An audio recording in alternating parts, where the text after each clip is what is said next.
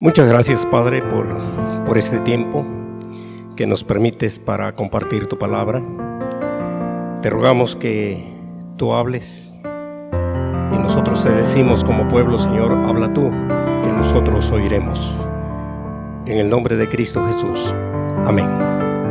Pueden tomar asiento, hermanos.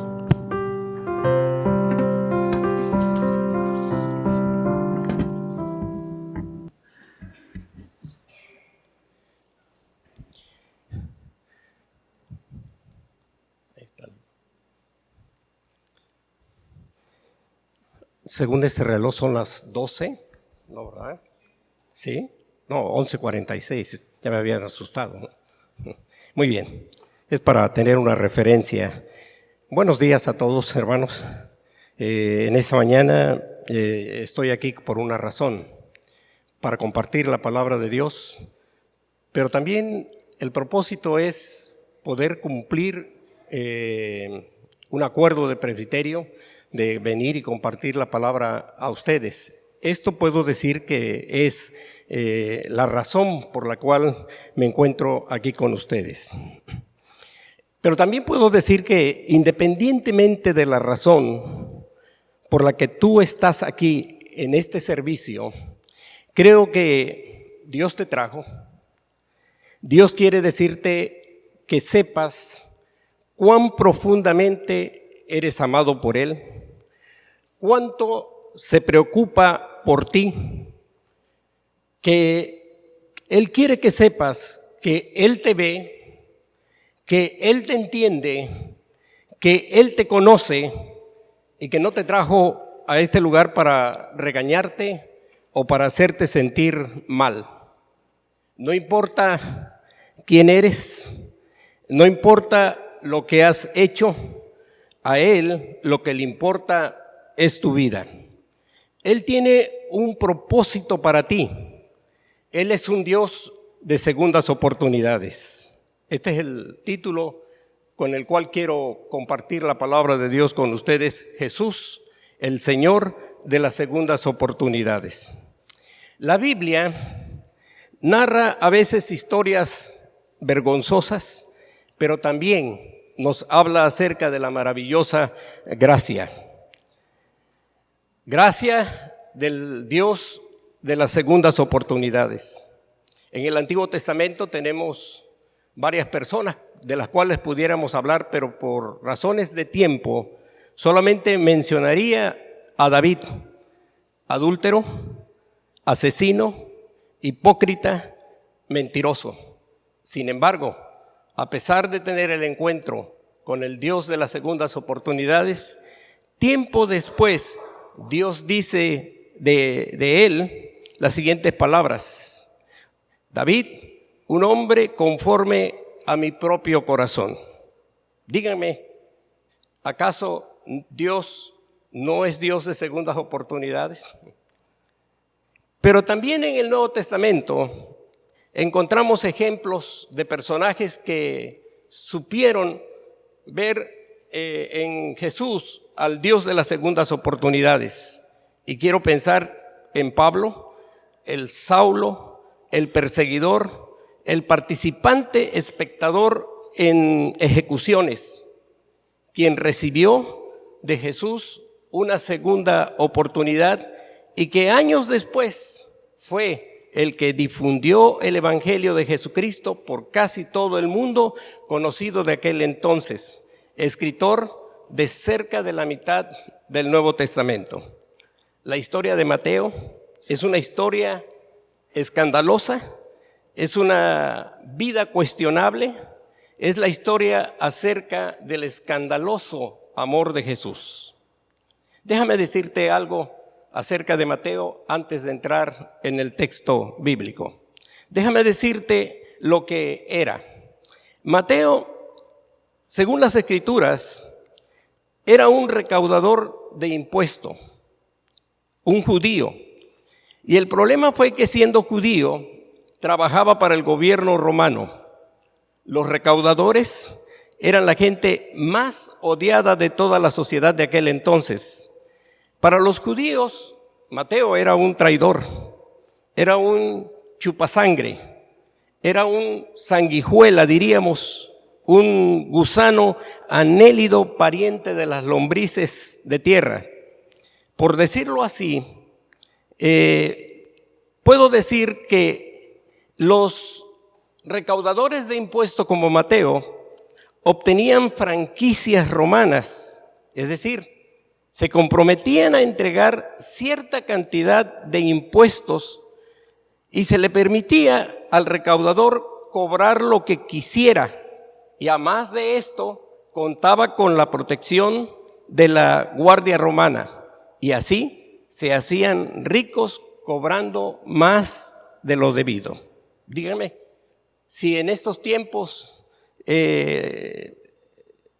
Mateo existiera o viviera, díganme si no le dirían que era una sanguijuela, un gusano anélido, porque esos son las sanguijuelas, gusano anélido, pariente de las lombrices de la tierra. Un calificativo nada agradable, pero era así como lo veía la gente a Mateo. También, por otro lado, déjenme decirles cómo veían a Mateo. Por un lado, los suyos lo odiaban y por el otro lado, también los romanos odiaban a los judíos, así que no había para dónde correr. Si me movía para un lado, era un hombre odiado. Si me movía para el otro lado, era un hombre odiado, que solamente era un instrumento en las manos del imperio de aquel entonces. Pero no se le permitía a los recaudadores de impuestos el testimonio en una corte porque eran considerados hombres poco de confiar. La reputación de ellos era de ser hombres mentirosos que viven para sí mismos. No se le permitía la asistencia a las sinagogas porque pensaban que ni Dios lo podía perdonar. Sus oraciones no serían escuchadas, eran sin esperanza para recibir la gracia de Dios, lejos de la redención. Hoy, a ese tipo de personas, diríamos, no se le permitiría entrar a la iglesia. Pero en tercer lugar, permítanme decirles cómo se veía a sí mismo este personaje de esta historia de esta mañana, Mateo. Y para ello hago la siguiente pregunta: ¿qué movió a Mateo a tener este tipo de trabajo? Pueden haber muchas razones que lo hayan movido a adquirir este trabajo. Amor por el dinero puede ser una de ellas. Un corazón endurecido puede ser otra. Otra razón es un desprecio insensible por su propia gente. Si me tratan así, pues ahora de esta manera me voy a comportar como un recaudador sin corazón.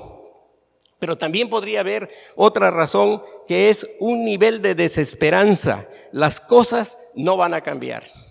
Lo que pasa hoy en día, cuando la gente dice esta situación que vive el país no va a cambiar. Y ante la situación que se vive, que se vive económicamente, pues muchos optan por el camino de la delincuencia, por el camino de las drogas, por el camino del narcotráfico, porque eso es lo que le puede dejar ganancias en un mundo que no tiene esperanza. Así que él podría pensar que esto podría ser una razón para él.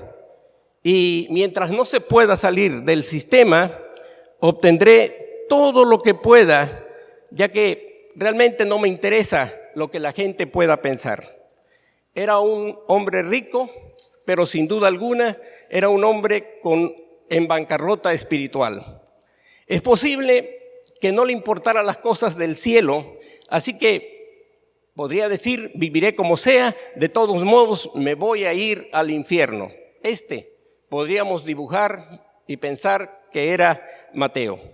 Pero un día Jesús entró en la vida de Mateo y vamos a ver la primera lección que nos enseña el texto bíblico. Mateo no buscaba a Jesús.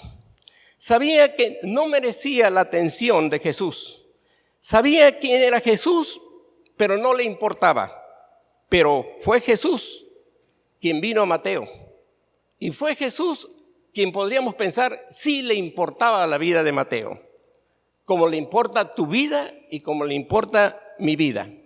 Mateo capítulo 9, versículo 9 dice, al irse allí, la palabra allí,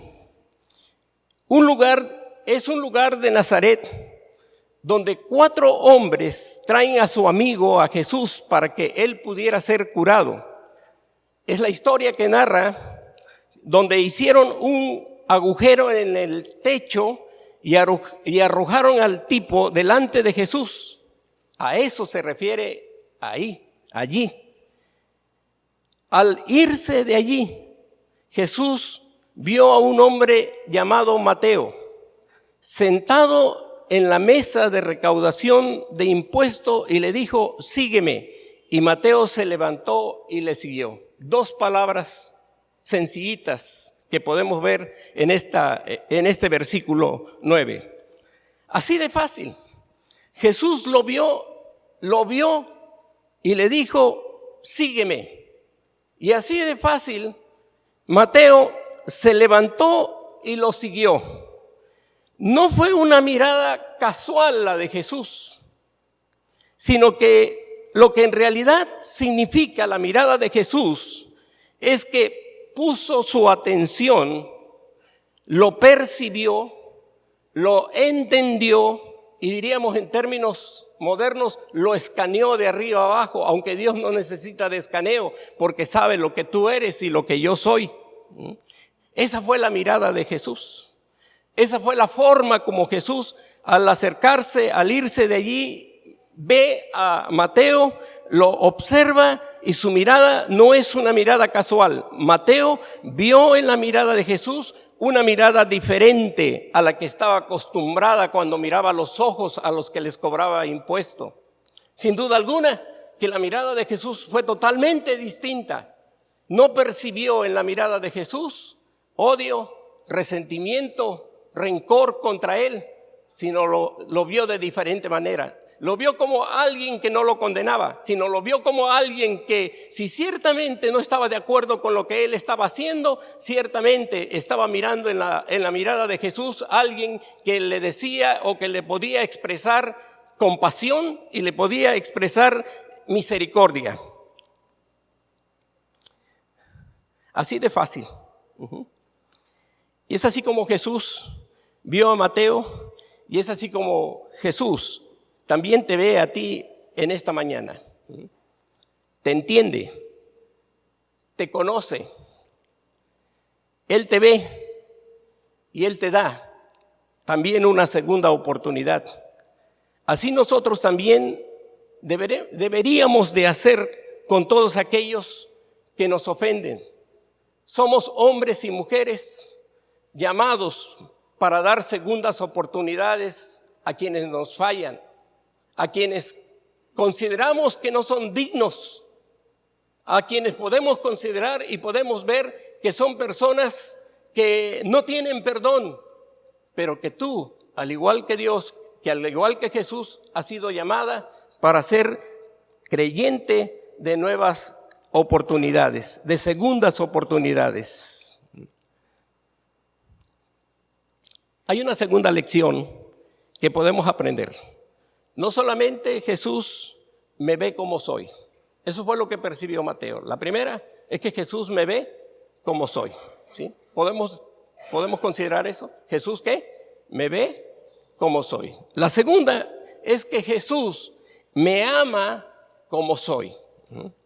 Versículo 10. Mientras Jesús estaba comiendo en casa de Mateo, muchos recaudadores de impuestos y pecadores llegaron y comieron con él y sus discípulos. Y cuando los fariseos vieron esto, le preguntaron a sus discípulos, ¿por qué come tu maestro con recaudadores de impuestos y con pecadores? Jesús vino a Mateo mientras estaba trabajando, entre comillas. Pero lo que Mateo estaba haciendo, ¿saben qué era? estaba lastimando a la gente. Y a pesar de estar haciendo ese trabajo, entre comillas, Jesús lo amó como era. Este es el amor escandaloso de Jesús. Ese es el amor escandaloso cuando nosotros nos acercamos y le brindamos compasión a aquellas personas que para otros no son dignas. El amor escandaloso de Jesús. Jesús arriesgó su propia reputación. Fue escandaloso ser amigo de un recaudador de impuestos, pero fue la decisión de Jesús. Jesús ama a los pecadores tal como son. Jesús le dice, sígueme. Mateo dejó el banco, dejó los libros y dejó el dinero y le siguió. Pienso que Mateo, cuando le dijo Jesús, sígueme, le dijo, ¿y ahora a dónde vamos? ¿Acaso iremos al Vips o al Tox? Y le dijo Jesús, no, vamos a tu casa. Se invitó solo. Quiero pensar que se invitó solo. Vamos a tu casa. ¿Tienes algo que comer? Porque así hablan los amigos. Porque así hablan las personas que miran en el otro y tienen la confianza para poderse invitar solos. ¿No les pasa eso a ustedes? Así que Jesús le dijo, no, vamos a tu casa. ¿Qué tienes de comer? Y Mateo dice en la escritura que hizo un banquete. Invitó a sus amigos, a los demás recaudadores de impuestos. No tenía otros con los cuales pudiera socializar, sino otros de su misma estirpe, de su misma calaña, como diríamos hoy en día, y como los religiosos lo podían ver en aquel entonces. No tenía otros amigos para darle a conocer quién era Jesús a su nuevo amigo y salvador o libertador. Jesús estaba con la gente equivocada. Era un escándalo para los líderes religiosos, pero Jesús me ve como soy y me ama como soy, y aquí podemos ver una tercera lección que aprender en Mateo capítulo 9. Dice el pasaje, Jesús me llama así como estoy. No le dijo a Mateo que cambiara algo de sí mismo, sino que dice, al oír esto, ¿cuál? ¿Qué esto? ¿Cuál es esto? La queja de los fariseos. Jesús le cuestionó o le contestó, no son los sanos los que necesitan médico, sino los enfermos. Pero vayan y aprendan lo que significa, lo que pido de ustedes es misericordia y no sacrificio, porque no he venido a llamar justos, sino a pecadores al arrepentimiento. Así que no solo Jesús me ve como soy, no solo Jesús me ama como soy, sino que Jesús me llama como estoy. Pero vayan y aprendan lo que significa. Jesús cita un pasaje del Antiguo Testamento en Oseas capítulo 6, y lo que está haciendo con este pasaje, está reprendiendo la carencia de piedad, el profesar una religión sin corazón. Esto es lo que dice Oseas en el capítulo 6, versículo 4 y 6. Dice de esta manera, el amor de ustedes es como una nube matutina, como rocío que temprano se evapora. Lo que pido de ustedes es amor y no sacrificios, conocimiento de Dios y no holocausto. Le pido misericordia. Jesús lo que estaba diciéndole a esos religiosos que estaban condenando y que era un escándalo lo que Jesús, para ellos era un escándalo, el amor de Jesús hacia Mateo, les dijo, les pido misericordia. Misericordia significa bondad, buen corazón y una actitud de amor hacia alguien en un estado lamentable. Díganme con la descripción que les acabo de dar de Mateo, si el estado de Mateo no era un estado lamentable.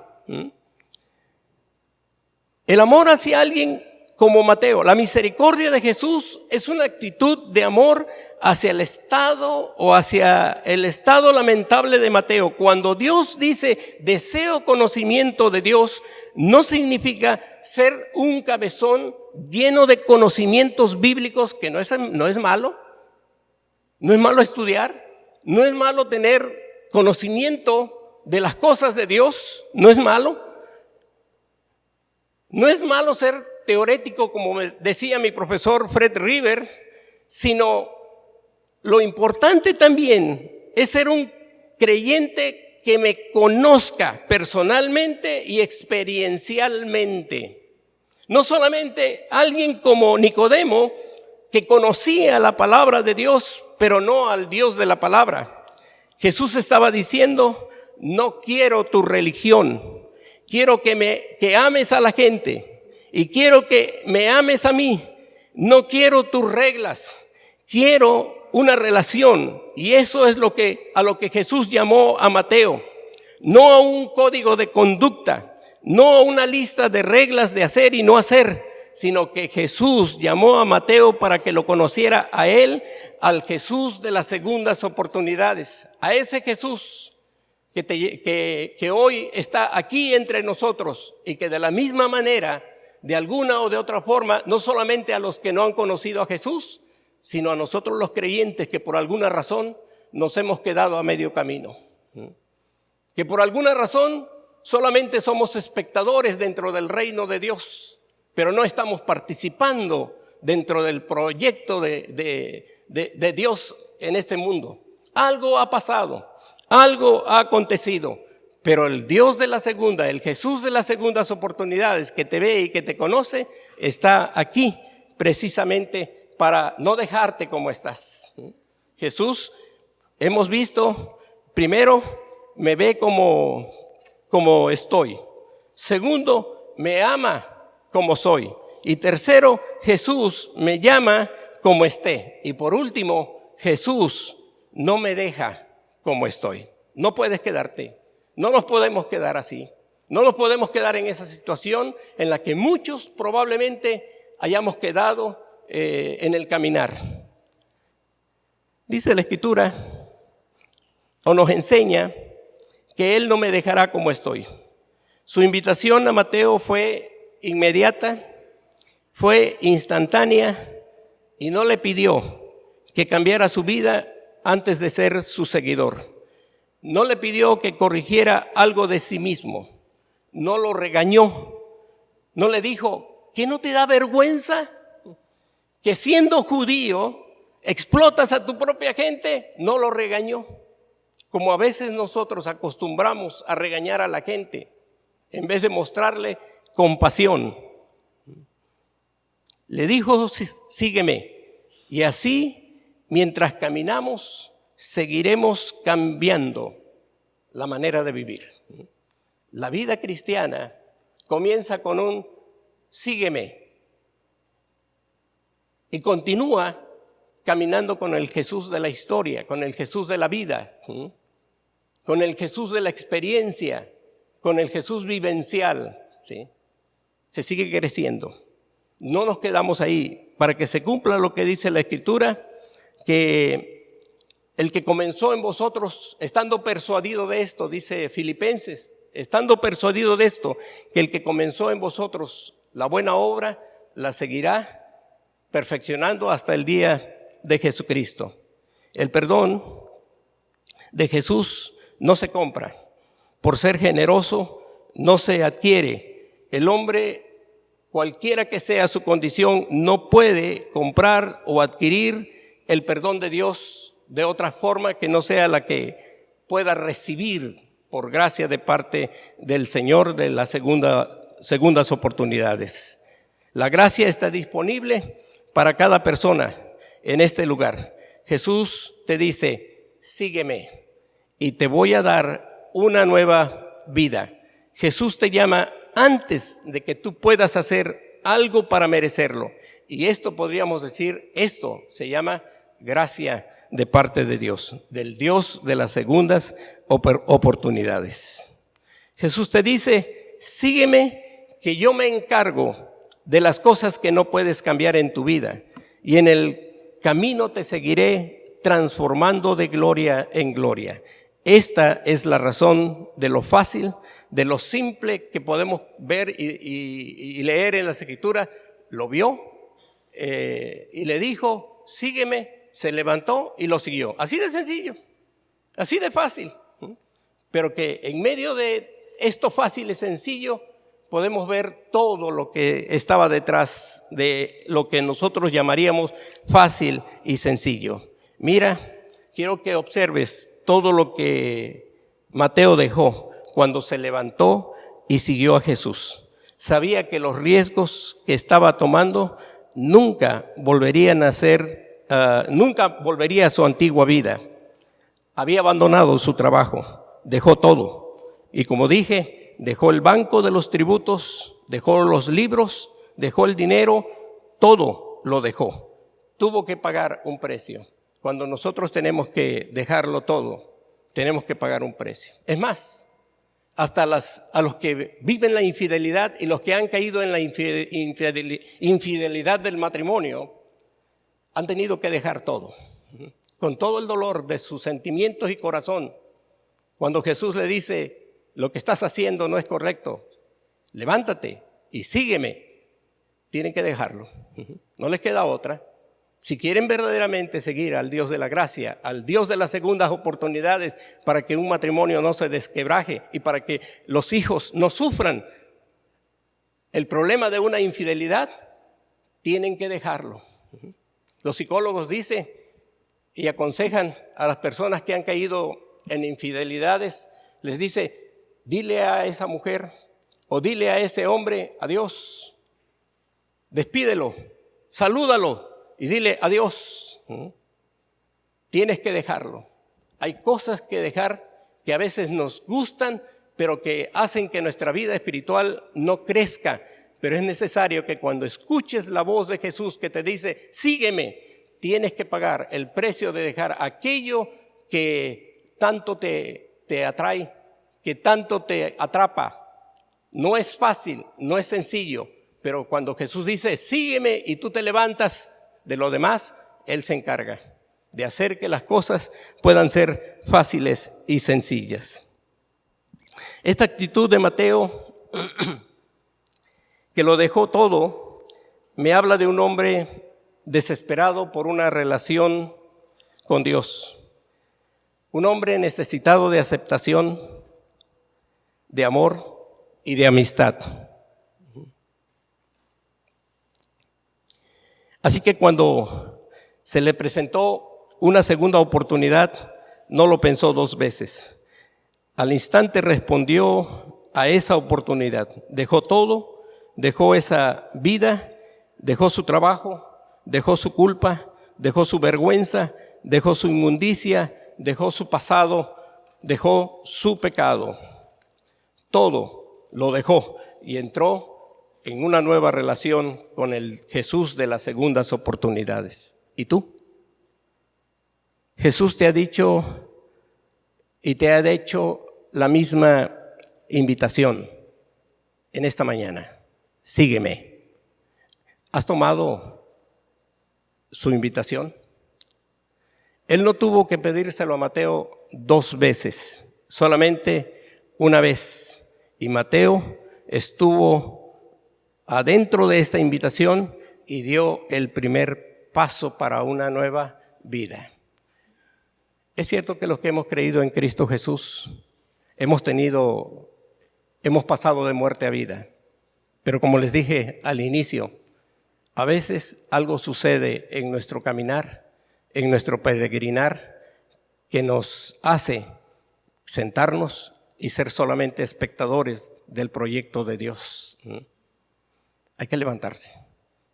Nadie sabe mejor que tú cuáles son aquellos problemas que nos impiden seguir al Jesús de las segundas oportunidades. ¿Cuál fue el resultado de la decisión de Mateo ese día? ¿Saben ustedes cuál fue el resultado? Sabemos que se convirtió en un seguidor de Jesús. Sabemos que llegó a escribir lo que es posible el libro más leído en la Biblia, porque la mayoría de la gente empieza en el Nuevo Testamento y Mateo es el comienzo del Nuevo Testamento. Me alegro de que Mateo haya escrito el evangelio que lleva su nombre. ¿Cuál fue el resultado de la decisión de Mateo? El recaudador, el ex recaudador de impuestos, el que es el que nos dio, el que escribió el Padre Nuestro, una oración que es utilizada por muchos de nosotros y que cuando nosotros vamos aún a los funerales no cristianos, los escuchamos, oímos esa oración muy famosa. Jesús conocía a Mateo tal como era, lo vio como estaba, le agradaba como era, lo llamó como él estaba, pero no lo dejó como estaba. Todo cambió en la vida de Mateo. Ese puedo decirte que es el proyecto o el plan de Dios para tu vida. Si te levantas y le sigues, no podrás seguir siendo el mismo. Dios siempre tiene algo preparado, nuevo para ti, algo en lo cual tú puedas dejar también algo que recordar a las generaciones que vienen detrás de ti. Ese es el Dios de las segundas oportunidades. Así que dice la Escritura que si confesamos nuestros pecados, Dios es fiel y justo para perdonarnos de todos nuestros pecados y limpiarnos de toda nuestra maldad. Y como dice Juan, famoso versículo, capítulo 3 y 16 de Juan, porque de tal manera amó Dios al mundo que dio a su Hijo unigénito para que todo aquel que en él crea no se pierda, sino que tenga vida eterna. Y saben ustedes que cuando la Biblia habla de vida eterna, cuando Jesús, el Jesús de las segundas oportunidades, habla de la vida eterna, no habla solamente de una vida que no va a terminar, o que nunca va a terminar y que comienza aquí y ahora y hasta la eternidad. No solamente habla de una vida que no tiene fin, sino que te habla de una calidad de vida. Te habla que cuando Él viene a ti, viene a nosotros, nos levanta, nos dice, sígueme para ser transformados y mostrar al mundo, a los que no le conocen, que nuestra vida ha sido y está siendo transformada de gloria en gloria. Tú estás dentro del proyecto de Dios. Tú estás dentro del plan de Dios. Quiero invitarte a inclinar tu rostro y a orar en esta mañana. Mientras oro, ¿por qué no dejas que esta oración se convierta en tu oración? Solo di: Señor Jesús, gracias hoy por tu misericordia y gracias por tu gracia. Gracias por el relato de Mateo y lo que me muestras sobre cómo me ves a mí también. Dile: te agradezco que me veas, que me conozcas, que me entiendas, que te agrades tal como soy. Gracias, Jesús. Y te agradezco que me ames tal como soy. Te agradezco que me llames tal como soy. Y Señor, gracias porque no me vas a dejar como estoy, porque tienes una nueva vida planeada para mí.